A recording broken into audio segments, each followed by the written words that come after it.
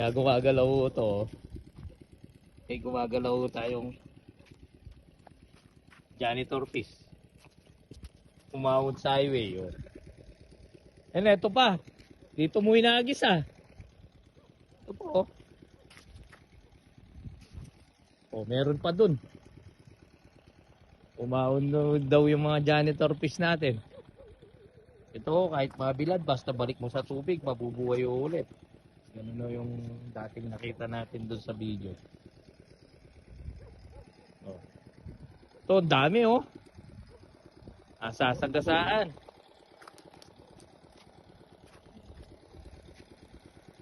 Ayan, may dala ring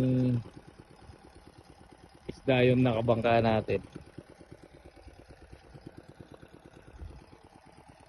Si Charlie, siya pala ang naunang naglagay dito.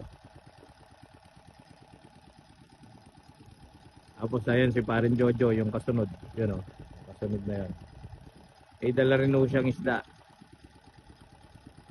Ngayon, nililipat yung pukot naman sa kabila nito.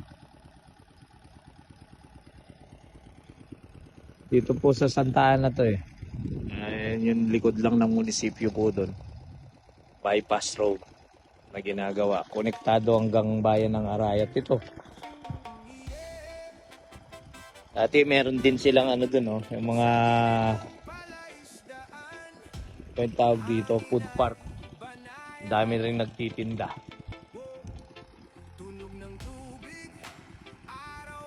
Papakitaan tayo ng magbuhos ng isda nito.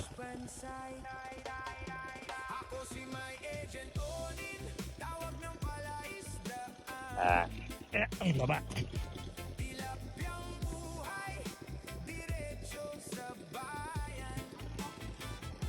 May gurami pre. Yung gurami. New garing. Yung isda, nag-aalaga din noon ng isda to. Arin Jojo. 7 months bago maganas to. Ayun yan, janitor. Galing ah. Tagong oh.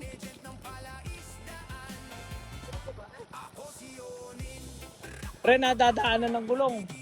Dapat tipunin mo rin yun. Oh. Isda natin oh.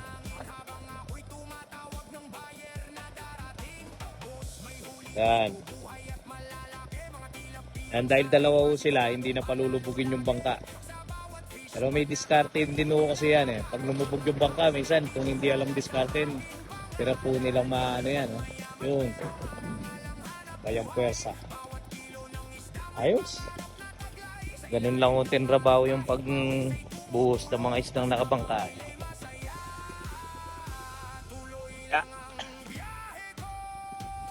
Parating na yung bayar natin yung isang truck eh. Kakargang 800. Ayan na pala.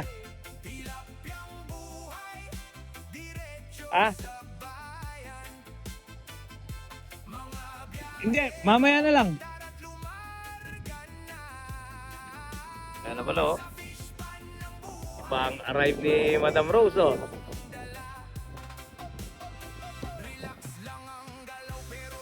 Manganta mo, alasan yung mantika. Ayan, si Kaswek po yan. Go, go, go.